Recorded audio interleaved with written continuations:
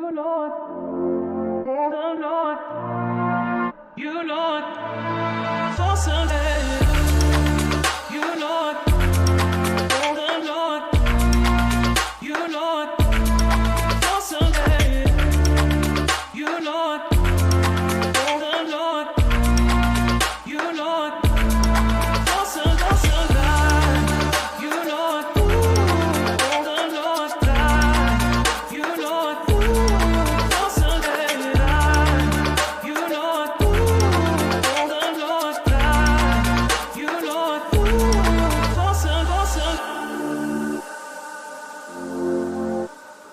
you know it, for Sunday. You know it, oh Lord, you know it, for Sunday. You know it, oh Lord, you know it, for Sunday.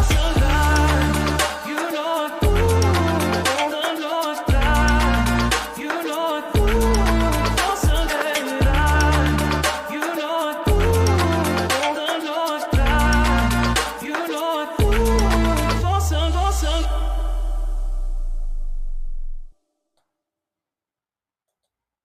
Hey, welcome to Frontline Manor on the Rise. I'm your host, Kevin Stewart, Mr. Durant. If you did not know, bringing your questions straight to the source, and I'm getting really good at that.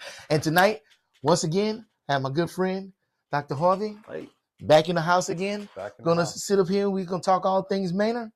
Yeah. And you know, he's been making my job pretty difficult because it's getting harder to find gripes and things on the internet. I mean, don't get me wrong, it's still there. Everybody still hate traffic, but a lot of the stuff people was griping about, because I came across some stuff from 2 years ago, and boy, it was a magnitude of stuff people was griping about. But today, there's not a whole lot of griping. So you're making my job hard, sir. Thank you. So you and everybody down there at City Hall. Yeah. I don't want to say it's just you. No, Y'all, it's a all the good team team. is a team effort, and Yeah, team it's effort. doing good. And I think our city is moving in the right direction. So, like I said, I don't have a whole lot for you. Only have one thing to talk about. I was checking out the city council meeting the other night, and company came in who for the, what is it again? Micro hospital. That's it, the TXM Micro Hospital. Mhm. They brought the proposal, and y'all turned that down, huh? We did. So let's talk about that. So we didn't turn down the hospital. Okay.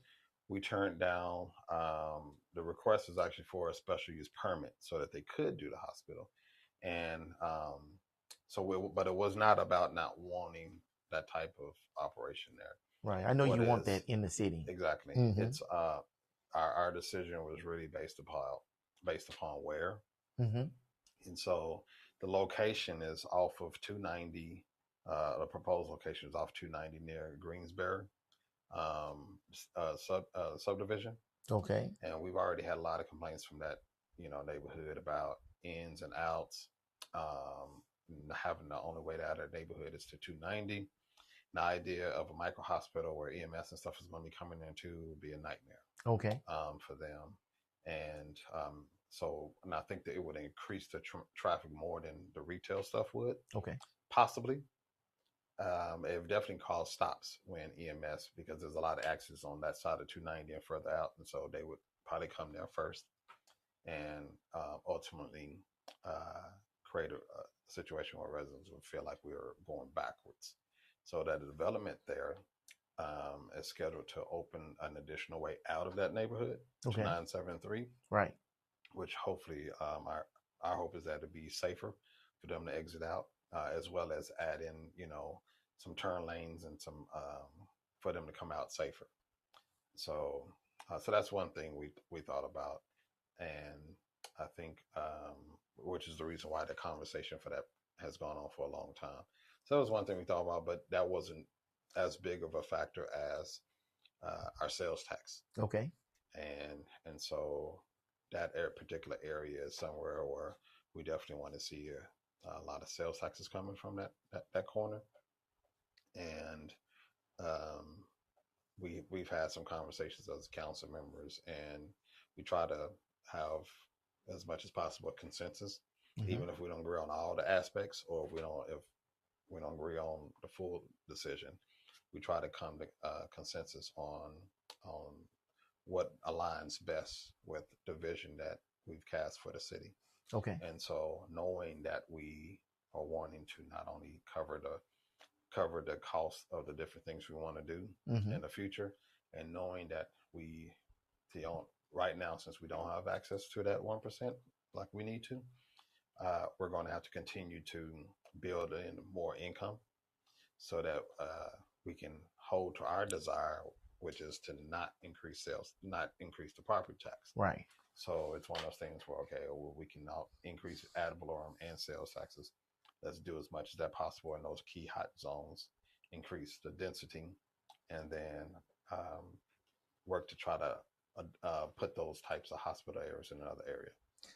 So we do have a couple of spots that we think would be what we consider a medical district, Mhm. where that office will be perfect at, as well as other future small clinics or primary care physicians, So a specialty little care. Yeah, medical hub. yeah. So there's a Okay. couple of spots where there's 55 acres here, 67 acres here, 100 acres there, that the city has been talking with some landowners about and trying to bring all those things to one space so that it can be more accessible for the residents. You can Right. imagine after if you're lucky enough to have all your healthcare needs in Manor, Mhm. which is our goal.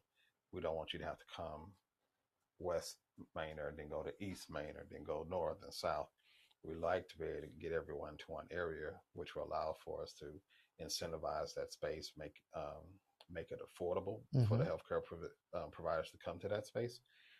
That way, that savings can pass down to copays and different things, or definitely for the payers.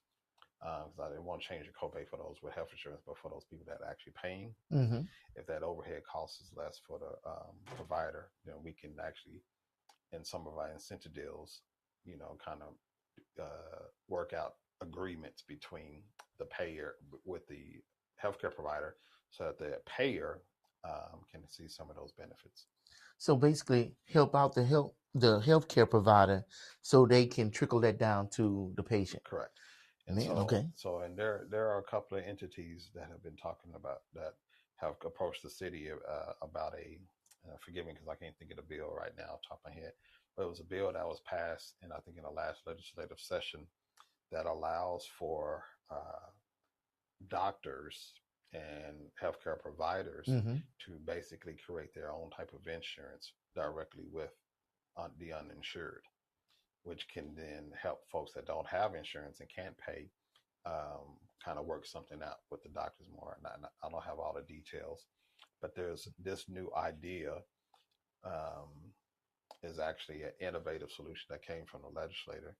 And as we continue to work through understand that language and working with the healthcare providers, Mhm. we may be able to have something very neat and innovative that we can offer to Maine residents that can increase access to healthcare. Wow. That's pretty good. Wow. And all of that out of just saying Mm-hmm. no, you can't get special use Yeah. permit. Well, and I think it's the unfortunate situation is, as much as we've grown Mhm. and as much as we're learning and doing it and building relationships with a lot of our partners and landowners and developers, there's still so many conversations that we're having on a regular basis that we haven't been able to really sit down with everyone and keep them abreast of it, because opportunities are coming faster than we have anticipated. Right. And so uh, the last time I was here, I talked about stuff that was cooking. Um, just within that whole month, there's a whole nother thing that's cooking. Wow. That is probably gonna be better than that other thing that I was Wow. talking about. So, I mean, I think, like I said, people are seeing our commitment to people Mhm. and wanting to do something dynamic here for our residents. And I think with all the distractions and all the things that's going on around the world, people want to do something that's going to be meaningful, Right. and they're choosing to do it here in Manor. So, So just make sure I understand that the only reason y'all denied it is because where the location was going to be was going to cause some concerns for traffic and the ability for residents to get out. And you were getting complaints already about that, and that's something that y'all wanted to address. Yeah, that was one, but I think the overlining one was the sales taxes, Right. and then where we would actually prefer for it to be at. And I'm not sure, you know, yeah, I'm not sure what that means for the developer there. The developer there is a really good partner with the city, Mm-hmm. friend of Manor, and so I know that our economic development folks are going to talk with them and have that conversation and make sure that they're not out, and so Right, kind of right, like be right. be a partner with them, help them understand and close gaps where whatever. But I think for us, it's more so of when the bigger thing we're trying to do Mm-hmm. um, comes to fruition quicker if we can if we can get these medical offices to go to one space. And so there's a bigger payoff for the residents. And I've said before, our goal is to have a regional hospital. Right. And so for that to take place, you have to, that area around the regional hospital has to be, activated with smaller little medical businesses and different things. Mm-hmm. If everybody's all spread out, then you actually kill the market, because nobody might not want to come. No other people may not want to come into the area to go to that one space to help support the need for that regional hospital. Okay. So, so for what we want to do, we know that the market study says that we can have a regional hospital. We don't want to oversaturate the city with things here, things here, things there, and then the pieces that we need for the regional hospital, those pieces don't want to come because we already got 3 of those. Right. You already got 10 of those. You got 5 of those. So Now, right now in Manor, with the 2 emergency centers mm-hmm. and the 2 clinics, well, like 3 of Well, those entities is kind of like in the same we proximity, right? we have those care centers, and we don't have anything like St. David's. So St. David's is its own unique. What they provide in St. David's, nobody else does. Okay. And so Okay. St. David's does everything. Mm-hmm. So so that's the difference. So, but we have all the other emergency care programs under that type of care. Mm-hmm. We have a few of those. Okay. Yeah. Yeah, because one is at that new place over there by QT, Mm-hmm. right? The other ones are right here at the corner of 290 and Charlotte Boulevard. is You talking about in the medical tower? I forgot all about that. There's a lot. So I see what you're saying by spread out, and if we had like a medical center, Yeah. then it would be more convenient for people. Yeah. Then it's less trips. That means less cars going back and forth up and down the road. So yeah, it's I think it's good that y'all taking all of that into consideration. Yeah. Not only to provide the things that the citizens need, Mm-hmm. but also keep in mind how the citizens going to get there, how they're going to pay for it, Mm-hmm. and also, and a lot of people may miss it because he touched on the sales tax twice because of that 1%. Because we losing that 1%, but once they establish that area and they get more sales tax from that, when we do get our 1% back, Yeah. which I'm calling it, that's going to be even more beneficial because you already have that set up. So it's like y'all sitting up here playing 3D chess, huh? We're trying to. I mean, I think when you have hope and faith that these things are going to come to fruition, Right. then if you really believe it's going to happen, then you have to start making steps and taking action for that. And so we believe that these things are going to come. Mm-hmm. We have no reason to believe that it won't happen. We've been guided this entire time, and so yeah. So at this point in time, it's just about us doing our part, and then waiting for for God to do the rest. And he's been doing it. Okay. So, And y'all just preparing yourself for when it comes. yep. All right, fair enough. Now you done blew through my one little question that I had for you tonight. So we're gonna have to find something else to talk about. Let's just touch on it because it's getting ready to come up. Mm-hmm. Summer is coming, Mm-hmm. and we're gonna get a few little rains here and there for the spring, Mm-hmm. but we probably gonna find ourselves in a drought situation again. Mm-hmm. And I know in the past you talked about securing water rights and everything for the future. Yeah. How are we looking for water now? Well, we've already, I don't remember how long ago it is now. Definitely in 2025. We started in 23 or 24 Okay. having basic conversations about, securing water for the future.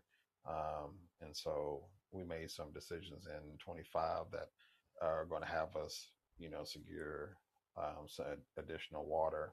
I don't remember the exact, but a couple of million gallons, something like that, Hmm.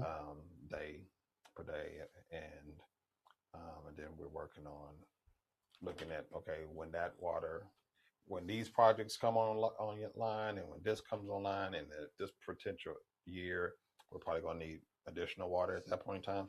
So we're already working on that. So the next level of water, we've already put steps in place to secure that. So we're two needs down. Okay. So trying to stay ahead of schedule. And I think what we're working on next will probably take care of us for 15, 20, 30 years. Now, while you saying that, If longer. Mm-hmm. you made me think of something that's a pretty hot topic I've noticed in Texas. Mm-hmm. So data centers have been moving in. Mm-hmm. A lot of talks about data centers, Mm-hmm. also about how much water they use, which I think a lot of people don't understand that. Mm-hmm. But if there was an interest of bringing a data center into the city Mm-hmm. or close to this area, um, what do you think about that? And how would you respond to I guess it's a backlash. I don't know the perfect word to So use for the it. concern about the data center is Right. that it in the models that people are aware of, that Mm-hmm. in some of the models that have been recently constructed, it uses a lot of water And see, I to don't cool it. understand that because it's not like the old school tower where the water's dripping, spraying down and it's cooling it off. Mm-hmm. I know, for what I understand, just like at places that I work at, Mm-hmm. is a closed loop system Yeah. that doesn't constantly bring in new water. It's reusing the I'm not water sure that you have. and it depends on the company that's doing their system. Okay. And here's what I kind of believe is going on Mm-hmm. is nobody knows, because even when companies inquire, you don't know what they're going to build unless they choose to show you a schematic, Okay. or if they have, a lot of times they have a generic uh, site preference sheet. And so they may say a certain amount of water, they may say a certain amount of land, a certain amount of proximity to power and all that kind of stuff. Mm-hmm. It doesn't mean they're going to use it all. But when those sheets go out, if someone chooses to disclose that information to the public, then you're just going to see a broad Okay. statistic But or not specification, right. but not specifically. Now, what cities can do is, look at their water needs and make a determination about what they will and won't support. There are centers that are closed loop. There's the whole idea of using gray water, Oh yeah. recycled water, so Mm-hmm. that you're not using any of the fresh water. Exactly. You pull in the water from, that's been prepped and treated from a wastewater treatment plant, and running that to the system, and then closed looping that. Yeah. And now you're not touching anyone's water. These are all things that are possible. So I think there's a bad rap to it because people just are not sitting down having conversations. So Mm-hmm. if someone came to Manor, we would sit down and have a conversation. We absolutely are not going to turn over all of our water Right. Yeah. for something like that. But we would have the conversation about building a system that doesn't eat up power, and prevent the growth that we're having, our projected 30-year growth. We'll talk about, some of the systems that require less and less water because of how it's been built and designed. Mm-hmm. Closed loop gray water. We'll talk about that, but using our good drinking water. Yeah, yeah, No. yeah. No, come on. No, and the thing about it is, I don't think anybody's asking for that. In particular, Mm-hmm. I think people are coming in and looking for something that's good, and a lot of times people just don't ask the additional question. I've been surprised about that just in meetings and places I've been over the last few years, is how many people just don't ask the other question that needs to be asked. Was, well, instead of this water, can you use that water? Instead of that, can you do this? Right. And you know, my community says this is important to them.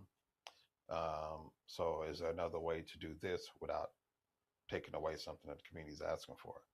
Right. Just asking that other question has been very positive for us. So I would just ask the other questions.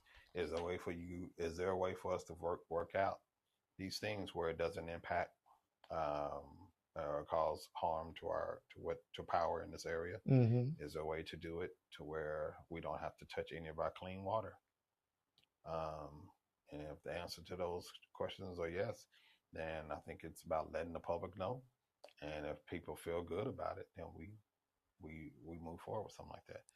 So, but nobody's come to the table yet. Oh, it's just a matter of time. It's just a matter. Yeah. I mean, I saw there was some interest out there in Taylor, Mm-hmm. and it's already showing the pushback on it. Yeah. So I know it's a big thing for Texas. We got a lot of land, especially in this area. Yeah. We're in the tech corridor, Yeah. so there's a lot of interest. So it makes sense that something like that could come here, because there is still a lot of land here, Yeah. and I know they got them deep pockets right now. Yeah. You got to have land, water, Power.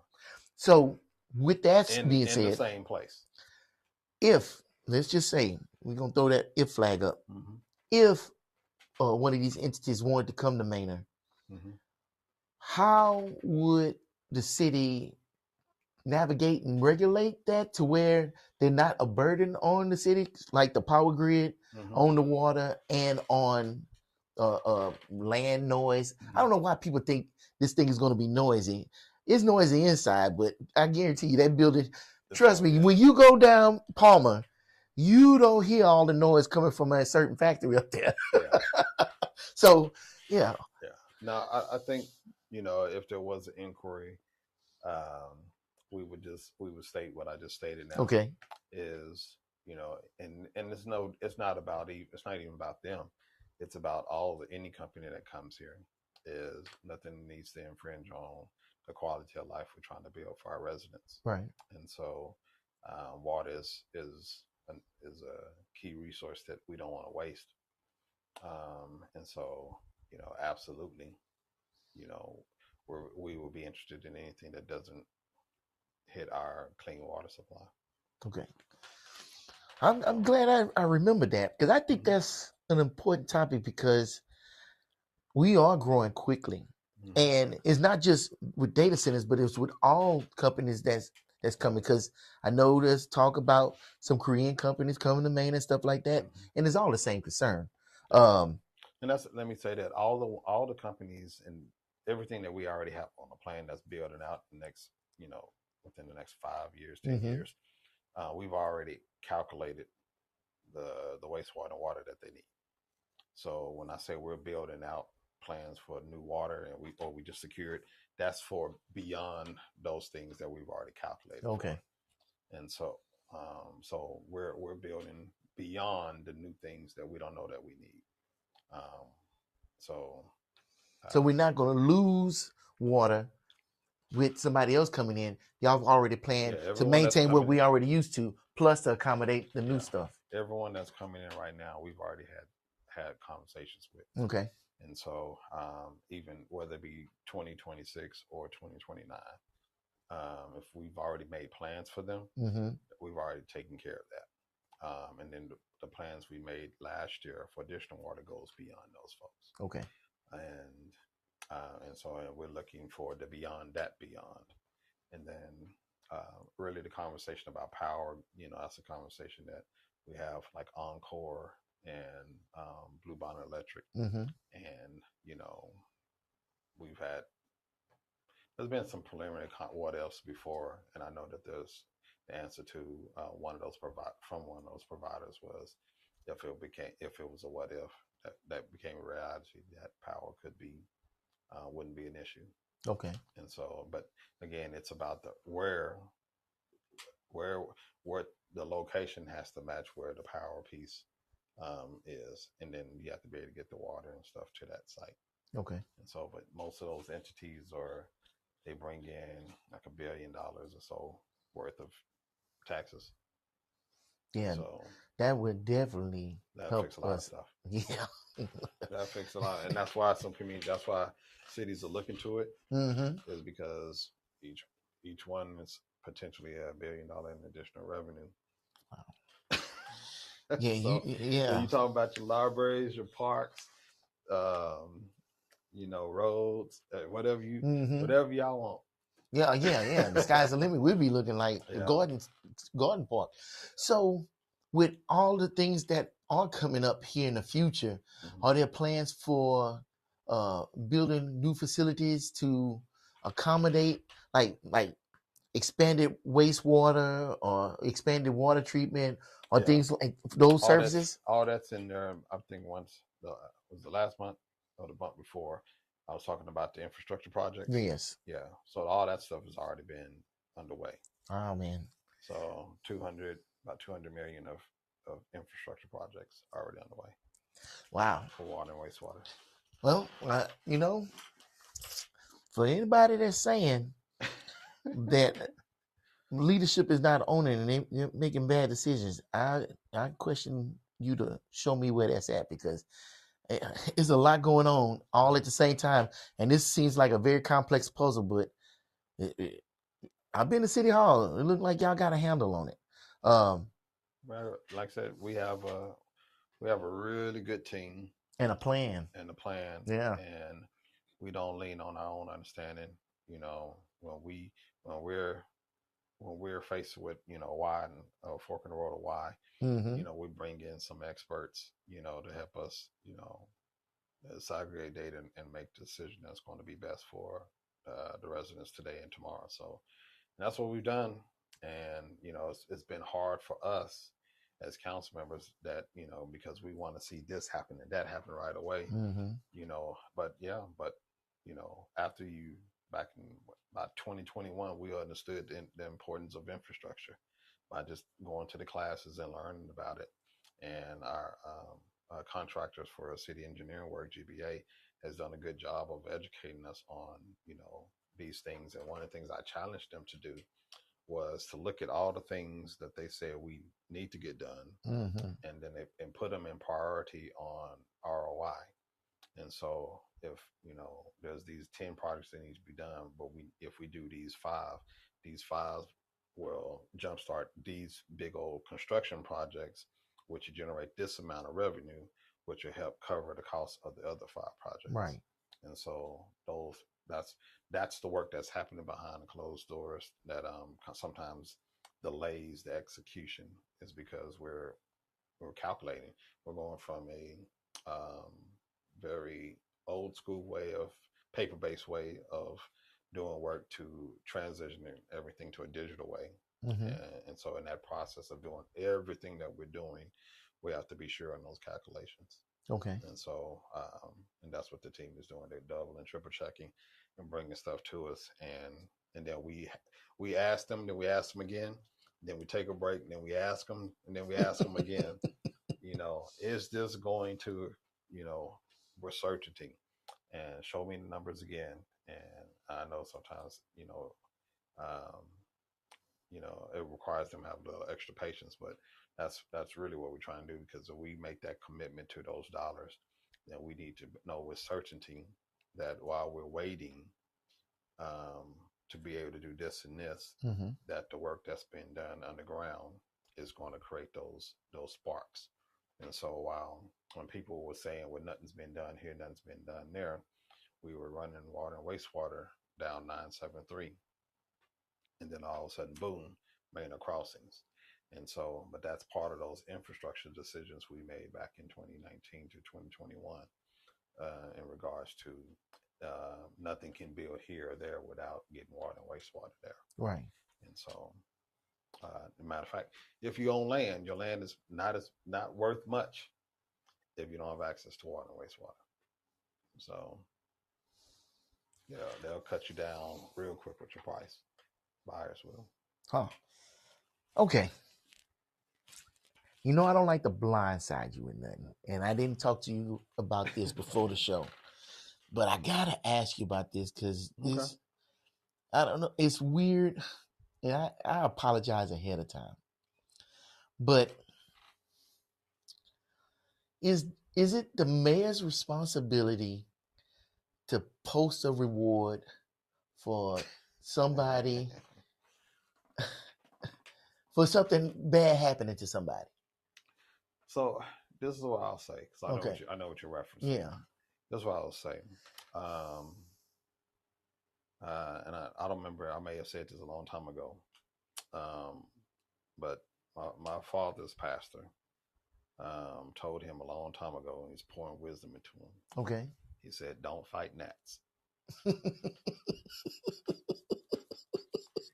And so, you know, this life we have of doing the work for the city has us outside walking down the sidewalks, and sometimes we get to a place in the sidewalk and there's a bunch of gnats. Right. That little swarm of them. You can walk through it and be mad that they're in your face. Yeah.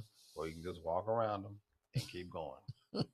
and so we do our best not to fight gnats. Okay. I find it to be a problem when someone else tries to make someone else's tragedy Right. their pedestal, their soapbox. And I find that sometimes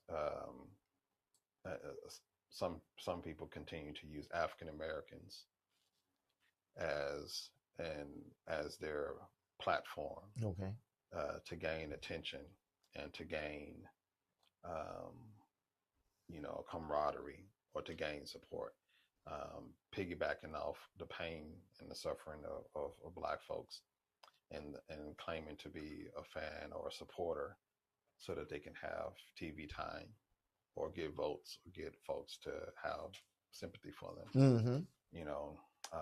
And it doesn't have to be Black folks. It could be any race, any ethnicity, any gender, any preference.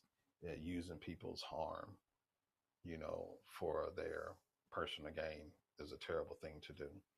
If we were watching the news and an elected official did that, or a school official, or anyone, something happened bad in the community and they popped up and started trying to, all of a sudden they friends and they're support of that person, but they're not, we will call them out real fast. And yes, and so I think that's left for the community to call that person out for that, or anyone that's out there using people's harm, for personal gain. So that's not proper etiquette for us, for the mayor to be involved in police business, unless there's foul play or something that's going on, and or the police chief or internal affairs, or somebody's involved, and we have to now be transparent about something going on. And I don't know all the details about the case, but our police force have protocols in place for when something needs to come to us, so that we're aware if not something more needs to be done, and they need for us to step into it. okay, That has not happened, and we have a very good police chief, and I trust his leadership. And so the day that he says that I need to be involved, it'll be when I need to be involved. If he doesn't say I need to be involved, then they are doing what they can do best in a situation.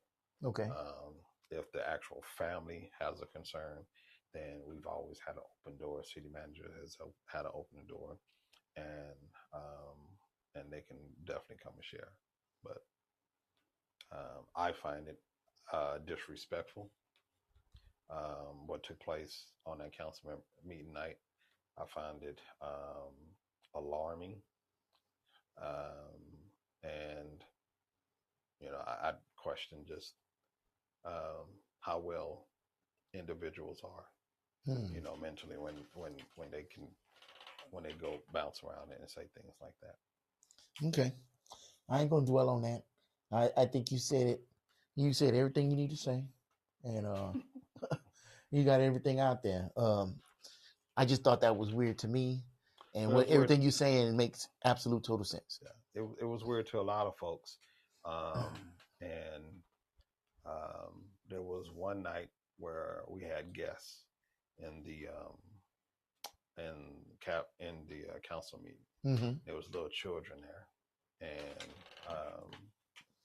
their takeaway when they left and had a feedback conversation, car ride conversation with their parents going home was, you know, why is that man allowed to be here? Mm. And and so that was the feedback I got back from parents and from children that were present. And I'm not saying it's to single out anyone. It's just more so of, I think, people that understand human dignity, decency, and when someone is also making a personal cry out for help, Mm-hmm. that I think we had a lot of people that saw that. Um, I think that person needs help, and I hope people can get past the theatrics and actually provide that. Because those types of things are the mental health things that we're trying to solve in our community, where people become fixated, loud, attacking, name calling, accusations, all that kind of stuff with no basis. Mm-hmm. And so those things are just signs of a lot of stuff. And I'm just more concerned about the safety of the people in the space, the safety of the people in the parking lot, that they can get to their cars safely, Mm-hmm. and they're not being harassed by anyone, threatened by anyone, yelled at by anyone, and that City Hall remains a safe place for people to come and air their grievances, and that they don't have to worry about being threatened or called out their name, experiencing bullying, harassment, racial slurs, and those things. Okay. Because all that stuff has happened, and our Mm. job is to try to minimize that. So it's a tough thing because we have Open Meetings Act that we have to follow, where people have freedom of speech. But when people choose to create a space that if this was happening in a school, Mm-hmm. it would be bullying. Okay. If those things that were said, in school, would be bullying, it would be harassment. And I don't mind taking it for the team, because that's what, I didn't sign up to be talked to like that, Right. but I am in a role, so I'm fine with being talked to like that. Right. Because I'm the mayor, but everyone else in that room, they just try to get a job to take care of their family and do Right. something meaningful, and they shouldn't have to be yelled at, called names, false accusations. And the people that came there to support their children shouldn't have to hear that and experience that. And the people that are there to advocate for whatever they're advocating for, the business community, they shouldn't have to sit through that. They shouldn't have to worry about this man coming and harassing them about their contact information and threatening them to send nasty emails and stuff like that to them and their business and all of their customers. That shouldn't have to happen. Hmm. So Yeah. Well, I'm probably gonna be on that list now. But I just wanted to. I've seen it. I've heard it. And I wanted you to give you an opportunity to speak on it. Yeah. Because I know in council meeting you don't have opportunity to speak on it. So yeah. Man, I don't have any more questions. Tell me what's going on with you in the city. Let's see. We went to Texas Municipal League conference Wednesday, Thursday, Friday last week. Okay. It was down in Sugarland, Texas, and it was kind of the mid-year conference, and had some good speakers.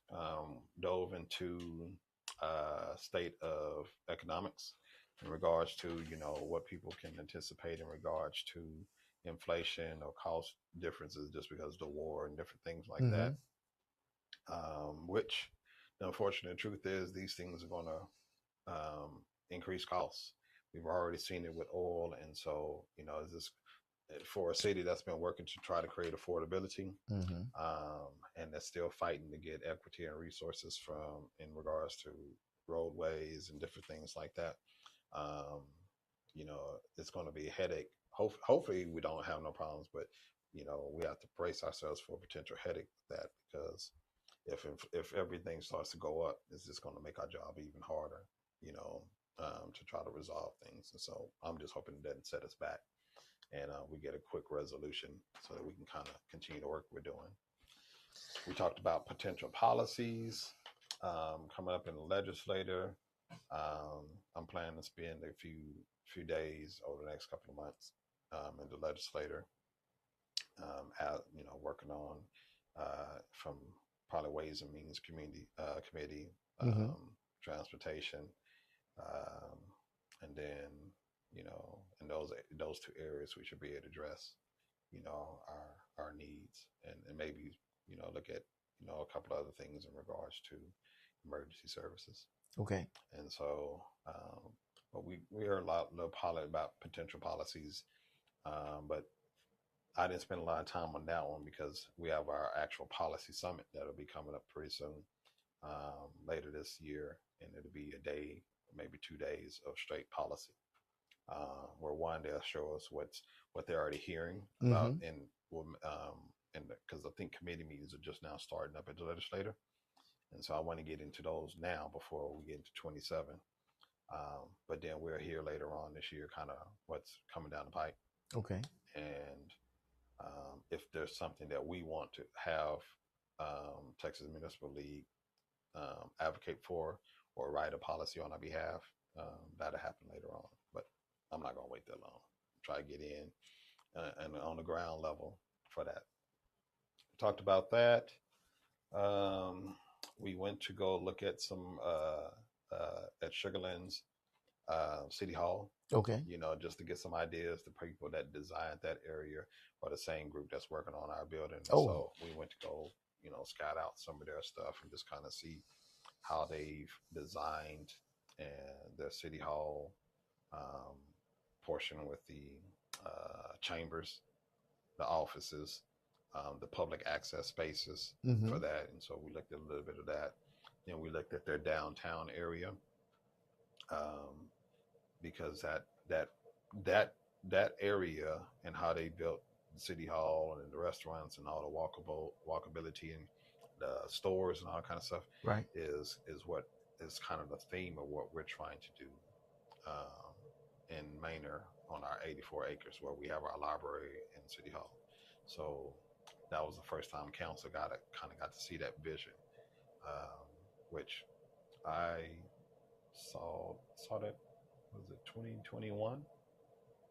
Yeah, I think I saw it in 2021, and have been carrying the vision this entire time, trying to guide the team towards that. And so this was their first time actually getting to see what kind of started this whole deal about the library, rec center, and that whole type of build all these things around it. Okay. So they got to see that. What else did we do?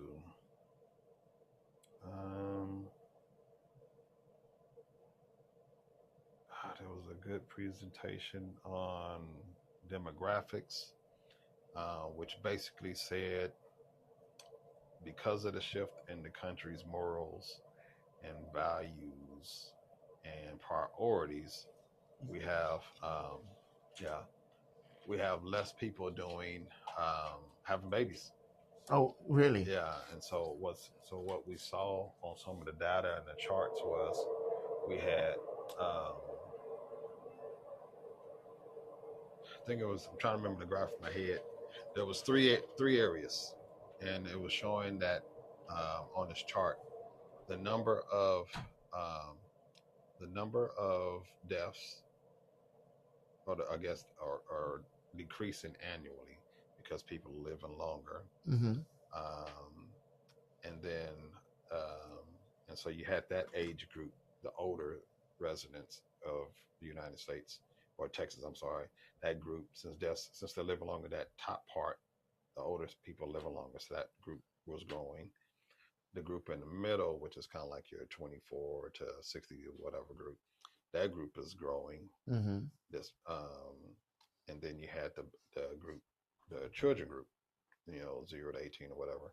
That group is not growing. It's decreasing slowly, but it's decreasing because people aren't having as many kids. And so it's talking about that, how when you look at your demographics in your cities, that data, when you break it down from the state to your specific city, can be telling about the vitality of your community.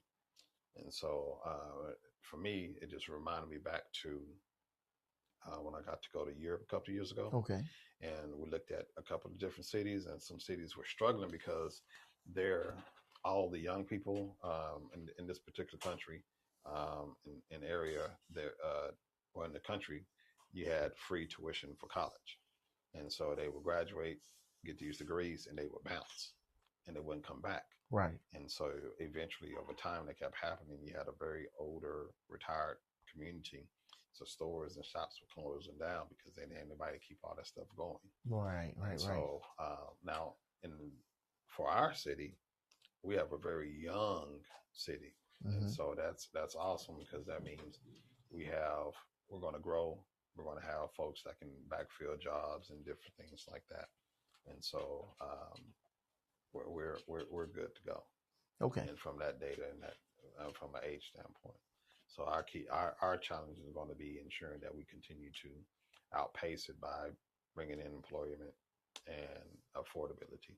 Then people will leave, go to college, but they'll come back because they'll have a place to stay. And hopefully we have employers here or in the near area where they can live here and commute.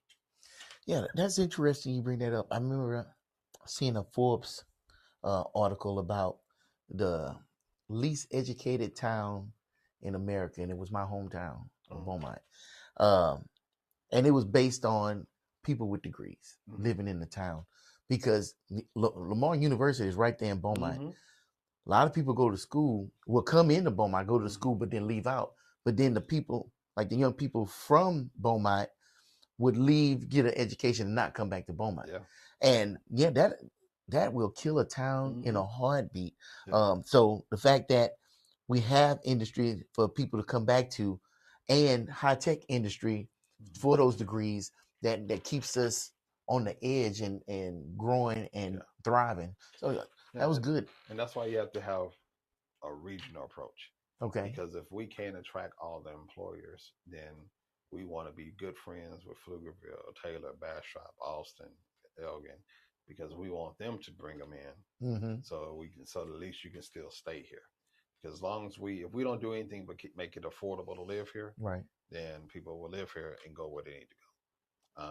But we would love to have people who live here and work here and be able to play here and those things. So as long as we are continuing to work on affordability, I think we won't have that kind of situation where people leave. Yeah, I tell you what, the more you make it to where I don't have to leave out the city limits, the better. I mean, I think it's great because, traffic is traffic. But if my only problem is getting across 290, I'll deal with it. That's great. But you go over here to, what's that? Airport Boulevard. Or you sit up here and go down to Highland Mall. I might as well drive to Houston. It's almost the same amount of time. It's like, I don't want to do that. It makes me not want to leave my house. So if I can get everything done right here in town, I'm close to work, go to the movies, go out to eat, because Longhorn is getting ready to open up. I can do my shopping here. I can go get all my Home Depot stuff right here in town. Oh, just hold on. So last year, before Home Depot opened in springtime, I had a load of dirt in my little truck, and I had to go all the way to Palmer and on 35 to that Home Depot. That little truck made it, but boy, it hasn't forgiven me since that day. Right now, all I got to do is cross 290 with that same load of dirt. Look, thank you, and I can stop at HEB on the way home. Get your groceries. Man, curbside pickup.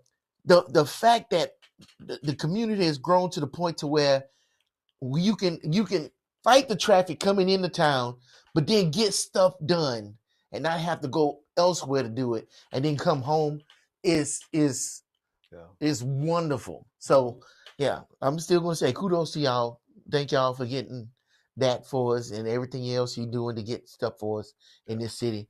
Because I'm gonna tell y'all this too. I guess I put too much of my business out there. So I had a manager come up to me and ask if I was interested in going somewhere else to work, Mhm. you know. And I said, no, because it already took me forever to get this close to work. Plus, I know there's some stuff coming in town, so I don't want to sit up here and pull up stakes when good stuff is coming here. Like, I'll still support this company through those, but I want to get me an electric bicycle, and I just want to ride that electric bicycle to work. Yeah. And because y'all putting in new sidewalks and everything else to Mhm. make all this manageable. So Yeah. I want to stay in the community. I want my dollar and every dollar I have to be spent here first instead of outside of Manor. Yeah. With that, the work we're doing on 973, Mm-hmm. and then I think there's just a few more spots where there needs to be sidewalk down Palmer. I think 290 has some access to. That probably just need a few more spots where there's some sidewalks, but a lot of that area is not us, but it's on walkability plan for either TxDOT or for Travis County. And so even on the trail work that they want to go from Manor north towards Pflugerville. Mm-hmm. So yeah, you're ready to go all the way to Stonehill on a bike. And boy, I would be excited about that because hopefully, especially with sidewalk going down Palmer, that new East Village. Mm-hmm. I mean, just this area is getting really convenient to do stuff, and I'm happy to be here. I knock on wood that I stay here, but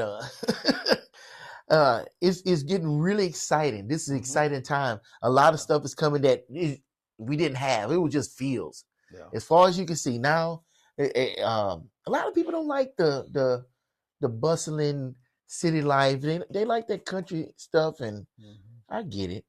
I but hear it's 'em. still not as busy as Houston. Austin or Dallas or San Yeah. Diego. And I think we still have. I know we still have the small town compared to Austin, especially anytime I have a conversation with Mayor Watson, Mm-hmm. and we talk about my email conversations that I get from residents versus what he gets. I know we still a small town. So yeah, I got you. Yeah. Oh yeah, he put it in perspective for you, huh? Yeah. Well, I know it. I'm just saying I know it. So if anybody asks if people are feeling like it's we're too big or we're a big city or we're trying to be no. We haven't got them problems yet. We don't have those problems yet, and all of our residents have an expectancy of small town when it comes to access to the mayor. Simple questions, that they do expect for a reply back on, where some of the stuff would a city council member wouldn't even answer in another city, or a city council member staff wouldn't even answer. And so, so I think there's still yes, we want to have all the great things of the city, but we want to have a small town feel. I think that's still alive and well here, and that's gonna at some point in time you're gonna have a crossing roads with that, because you're gonna have to be able to continue to get all the things you want is going to require leadership to move in a different direction, and things are just kind of change. And so, especially if there becomes a time where we have to advocate and ask for things, so small town feel. I think that's still. I was trying to see if they had any comments. No comments. We would love to have comments. I don't know why that's so hard for us to get. Well, I know we ain't get comments because we ain't talking about drama. Drama fuels the comment section. Anything else? Let's see. I'm now on, um, let's see, for the African American Mayors Association. I'm now on the Housing and Community Development Committee. Okay. And so that's a committee that for across the U.S. Dealing with housing, affordability, and opportunities to build up different things in the community, and like incubators or community centers and stuff like that. And then I'm the co-chair for the policy committee on transportation, infrastructure, and resiliency. So, So, what does that mean? so it means we meet and I get to hear the needs of definitely our city, Mm-hmm. but also other mayors from across the United States. And then we draft policy, and then that policy we take to the Capitol in DC to get passage. Okay. And so we also meet with different U.S. agencies Mm-hmm. up there to kind of share, basically how to improve the flow line between the federal government and smaller cities. The structure now sends the money either straight to the state or to the counties. And what happens is if you're a small city outside of a large city, sometimes that county dollar, it takes a little bit longer to get it, or you don't get it at all because the county's bigger. And so it's more so about how can we have everyone at the table. The small city is making a request to the federal agency. The federal agency is saying, we hear you, we send dollars your way, but are we communicating down the line to the state or to the county that, hey, this money we're sending this group this big piece of money, this set aside is for Manor or whatever small city that is making a request, so that it actually gets there. Because if you just award and send it to the county, then it just gets awarded and sent to the county, and then they're going to follow their processes and procedures on how they divvy it up. And you may make your request thinking that you're supposed to get it because you went all the way to the top to get it, and you're not getting it. And so that appears to be what's happening across the country. Is you got all these small cities that are nowhere near a large city, plus all the small suburb cities around the metroplexes, and everyone's trying to figure out how to get access, and they're wherever. And so my job is to take those things and try to work with those agencies to try to create increased communication Mm-hmm. and increase the likelihood that the money would get to those small towns. Okay. So, Hmm. yeah. So I'm the co-chair. The chair has been doing this for a minute, so I get to learn and lead. We go. Our in-person meeting is in April. Okay. And so we'll spend some time actually drafting policy then, so that we can get the entire body to review, get feedback on, and then push that policy from there. Okay. And so last year, I was just a member of the committee, so I got to observe and learn. And so, but Oh, that's really good. That's really big for you. Volunteered so I can try to not take care of all the cities, but definitely try to see how to help improve Right. the network here in our county, in our city, in our state. Yeah. Didn't even realize those federal funds come in to the county, and since Travis County has Austin in it, you would imagine that Austin would be the biggest sponge of those funds. Well, it could be. It could be. I think it really depends on the grant and those things. And so what I don't know is, or what I do know is that when I've talked to those deputy social commissioners or whoever it is at the federal level, is their general conversation was that they don't have, when they send it, it's up to the entity that receives it to divvy it up. Right. And so we know that there's a gap, because if we're meeting with them in DC and they're choosing to fund money and send it back our way, but it doesn't go with these names on it, Mm-hmm. because then it's, hey, yeah, we got the money, whatever. And it could be that they also submit some stuff. So how do we all get on the same page about these requests, and maybe have the federal government help us Mm-hmm. with what their intentions are? Or if if there's no intentions, look, y'all are both asking, y'all figure it out. Then at least let us know.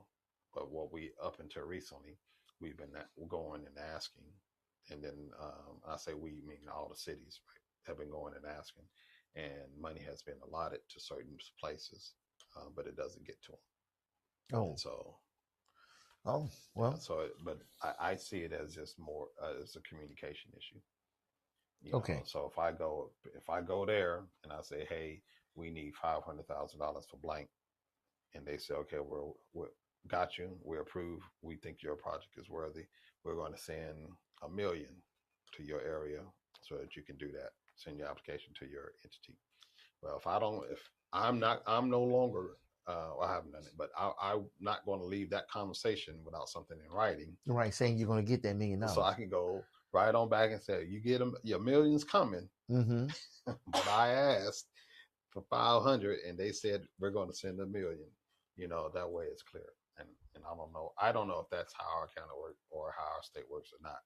What I do know is that other cities are experiencing that. So I'm hoping Wow. Okay. that this next year that I can learn what's going on, and then I can have those conversations with our county and with our state folks to see what their policy and procedures are, so that we can all be aligned and be on the same page for advocating. Because I think that's the biggest thing is if you're asking and we're asking, then I don't want us to be fighting over whatever's given. So how can we make our ask the same, have the same ask, Mm-hmm. or just be on the same page about the need, and so that so when the money comes, that I would personally love to not have to advocate at all. Right. I would love that if they're saying, hey, what do you need, we're going to go ask, and then I can say what I need, and they be like, okay, well, we're only going to ask for 3 million total, so or there's only going to be 3 million total. Can you reduce your request down so that we can make sure you get something? Mm-hmm. I would love to be able to have those conversations so that we can do that. So that's my hope, is to find out more about the process and what's happening, so that we can have those conversations. Okay. All right. Oh, we do have a comment. And the comment is, we are very fortunate to have a mayor who's looking for so many in and out of our community. What a great person. So there we go. We got our comment. Yeah, let's wrap this up. I know here, and I don't have graphics for it, Mhm. but the Manor extravaganza is coming up. Mm-hmm. Yes. Oh, the Manapalooza. No, Oh no, extravaganza. extravaganza. Yeah, that one slipped past me for a second. Yeah, it's coming up. Mhm. I'm not sure the date. I think it's maybe. Uh, Yeah, I don't remember the date Sent, on that. And I'm about to say the 15th, but I think it's the 28th of March at 11 a.m.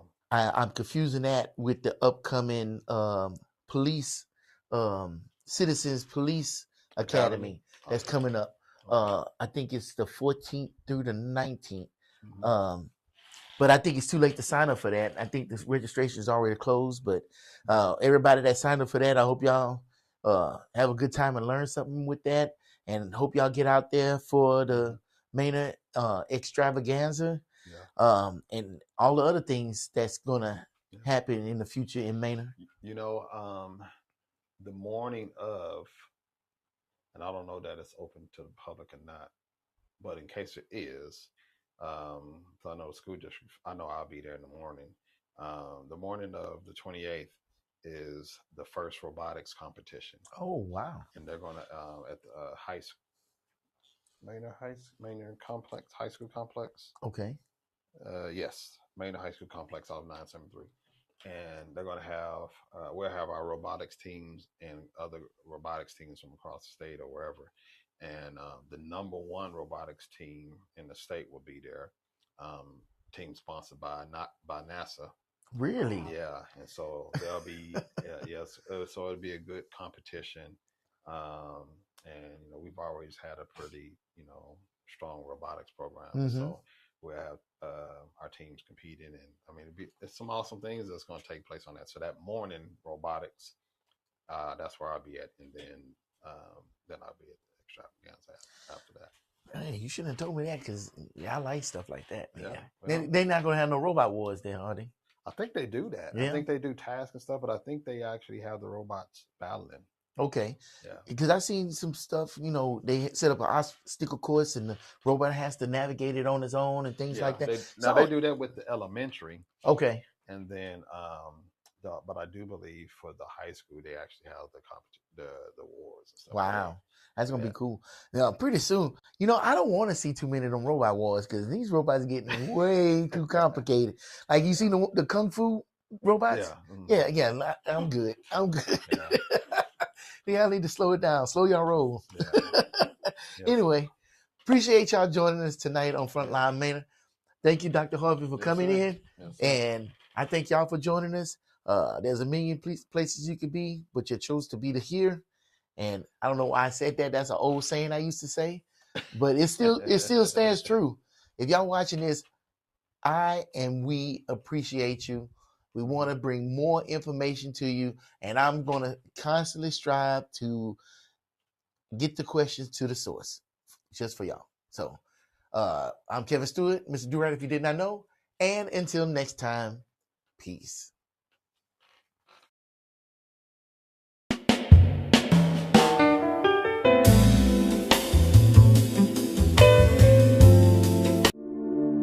You know it.